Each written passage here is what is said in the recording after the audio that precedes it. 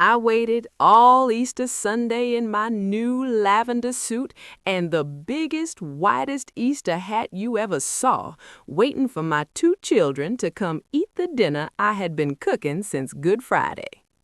I had the honey-baked ham studded with cloves, the macaroni and cheese baked with 5 cheeses and extra shop cheddar on top, potato salad with just the right amount of relish and boiled egg slices lined up pretty, deviled eggs piped perfect, collard greens slow simmered with smoked turkey and a splash of pepper vinegar, candied yams shining like church windows, yeast rolls rising high and golden, and a 7-layer caramel cake cooling on the rack. The table was set with the Lenox china my mama left me, the silver my husband Raymond bought me for our 25th anniversary, and the crystal water goblets I only brought out for Easter and Christmas. I texted both my children the Wednesday before. Mama, sunrise service at Mount Moriah, then home for Easter dinner. 1 o'clock sharp. Don't be late now. Andre, 45. I'm pulling up right after church, Mama, saving my appetite. Latoya, 42. Me and the kids will be there by 1, promise. I'm bringing the grandbabies in their little pastel outfits. I believed them. Lord help me, I still believe them. I got up at 4 a.m. Sunday to put the ham in the oven low and slow. I pressed my lavender skirt suit and starched the blouse till it could stand up by itself. I pinned that big white hat with the lavender ribbon and the tiny veil that just kissed my eyebrows. I even put on the pearl earrings and necklace Raymond gave me the Easter before the cancer took him. 11:30 a.m. I'm back from sunrise service, shoes off, apron on, pulling everything together. 12:45 p.m., table perfect, candles lit, gospel playing low on the stereo. 1 p.m., I sit down in my chair at the head of the table and wait. 1:30 p.m., phone on the table, no missed calls. 2:25 p.m., I call Andre, straight to voicemail. 2:47 p.m., I call Latoya, rings 8 times, then, hey, this Toya, you know what to do. 3:30 p.m., I walk to the front window every 5 minutes like a fool. 5 p.m., the sun is slanting long across the table. The food is under foil, but I can feel it dying. 6:30 p.m., I finally take off the hat.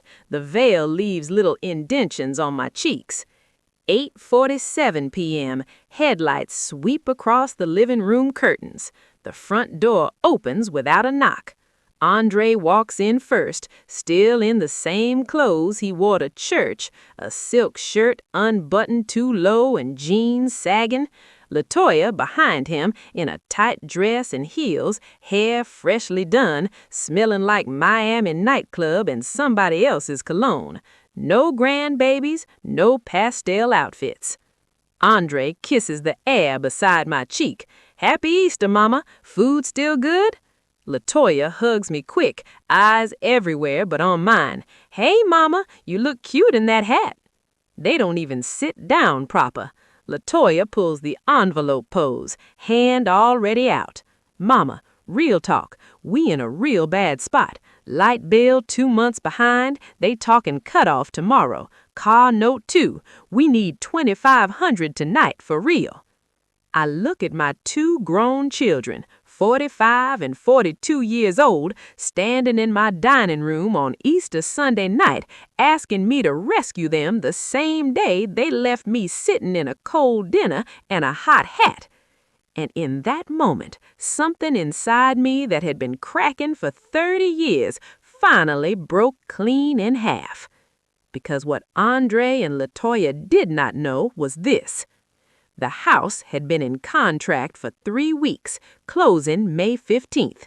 Every dime they ever knew about was already moved to a new account at a credit union in Beaufort, South Carolina. My bags were packed and hidden in Miss Claudette's garage next door. I had a one-way ticket on the Palmetto Amtrak leaving Thursday morning at 5:42 a.m. And the only thing still in their names was the storage unit full of their old baby pictures I stopped paying for last month. I smiled the sweetest smile I had left. "Y'all hungry? Sit down. Let Mama fix you a plate." They sat, they ate like they hadn't seen food in weeks. I wrapped them leftovers in the good Tupperware I was leaving behind anyway.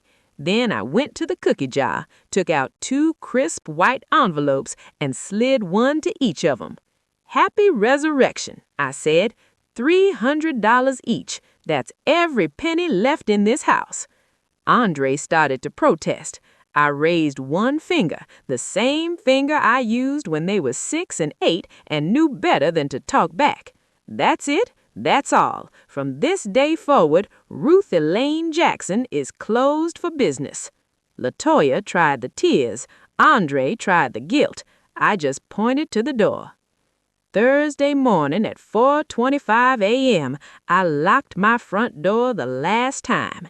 I left the keys in the realtor's lockbox and a note on the kitchen counter that said, "To whom concerned, the china is in the attic. The silver is in the safe. Combination 04-15-52. Rainan's birthday. Tell my children I died peaceful. Miss Ruth." I took the cab to the train station with one suitcase and my big white Easter hat in a box. 12 hours later, I stepped off the train in Yamasee, South Carolina. Miss Claudette's cousin, Mr. Leroy, picked me up in his old Lincoln and drove me across the bridge to Hilton Head Island. I had bought, cash, no mortgage, a little pink concrete block house 2 streets from the beach. 2 bedrooms, terrazzo floors, jalousie windows, a courtyard with a fountain, and a widow's walk on the roof where you can see the Atlantic sparkle like God dropped diamonds on blue silk. I moved in that same week, changed every account, got a new phone number, started going by Miss Ruth to everybody because Mama belonged to 2 people who never coming to find me. The first Sunday, I walked to St. James Baptist in my lavender suit and that big white hat. The usher nearly shouted when she saw me. "Who is this queen walking in here looking like Easter morning in June?" After service, the pastor's wife invited me to the widow's brunch the following Saturday. I went. There were 15 of us, all over 65, all with stories heavier than suitcases. We laughed till we cried and cried till we laughed again. 6 months later, my house is painted soft sea foam inside. I wake up to rooster crows and ocean breeze. I cook when I feel like it, sometimes a full Sunday dinner just for me and Jesus. I grow tomatoes and rosemary and pots on the courtyard wall. I walk the beach every morning collecting shells, letting the salt water wash 20 years of resentment off my ankles. The women call our little circle the Resurrection Sisters. We meet every Tuesday evening on somebody's porch. We bring whatever we cooked too much of, a bottle of wine, a sweet tea, and the truth. We don't beg nobody for nothing. We don't wait on nobody who never learned how to show up. Last Easter, exactly a year after I sat alone in lavender and white, I wore the same suit and hat, but this time 30 Resurrection Sisters filled every chair in my courtyard. The tables were covered in white linen, the ham was glazed, the deviled eggs were perfect, and when the sun went down, we lit 73 candles on a caramel cake big enough to feed the multitude. We sang Because He Lives a cappella.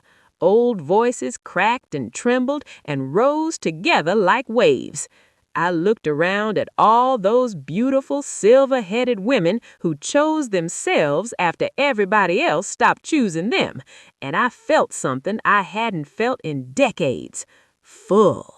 Not the kind of full that comes from stuffing pain down with food, the kind that comes when you finally stop pouring yourself into cracked cups that never say thank you. This Easter, nobody was late. Nobody asked me for an envelope. Nobody called me the old woman behind my back. They just called me Sister Ruth.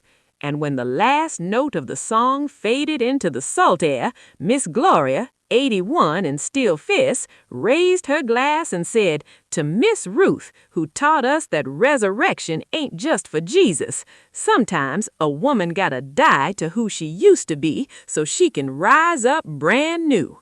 We drank to that. Later that night, I climbed the widow's walk with a slice of caramel cake and a cup of coffee. The moon was full and low, laying a silver road straight across the ocean. I took off my big white hat, held it over my heart, and spoke out loud to the wind. Andre, Latoya, wherever y'all are tonight, I hope you found a way to stand on your own 2 feet. I hope some